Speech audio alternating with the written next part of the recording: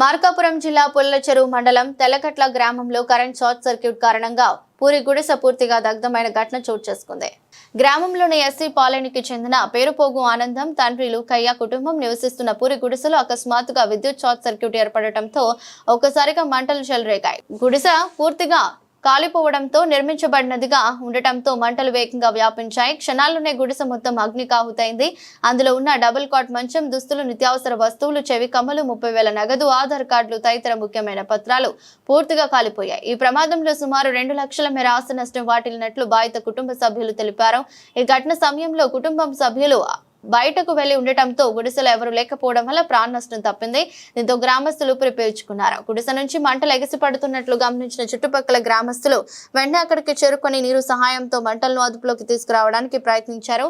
అయితే అప్పటికే గుడిసె పూర్తిగా కాలిపోయి కుటుంబానికి చెందిన వస్తువులన్నీ బూడిదయ్యాయి. ఈ ఘటనతో బాధిత కుటుంబం తీవ్ర ఆర్థికంగా ఇబ్బందులు కూరుకుపోయిందని గ్రామస్తులు ఆవేదన వ్యక్తం చేశారు. ఉన్న కొద్దిపాటి ఆస్తి కూడా కాలిపోవడంతో దిక్కుతోచని స్థితిలో ఉందని తెలిపారు. ఘటనపై సంబంధిత అధికారులు వెంటనే స్పందించి సంఘటన స్థలాన్ని పరిశీలించి కుటుంబానికి సాయం చేయాలని కోరుతున్నారు. మార్కాపురం జిల్లా పుల్లచెరువు మండలం తెల్లకట్ల గ్రామం.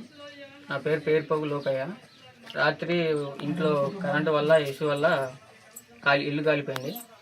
అందులో మనీ, ఆధార్ కార్డులు, సొమ్ము, మంచం, బట్టలు, సామాన్లు అవన్నీ కాలిపోయినాయి. అధికారులు స్పందించి నష్టపరిహారం కావాలని కోరుకుంటున్నాం.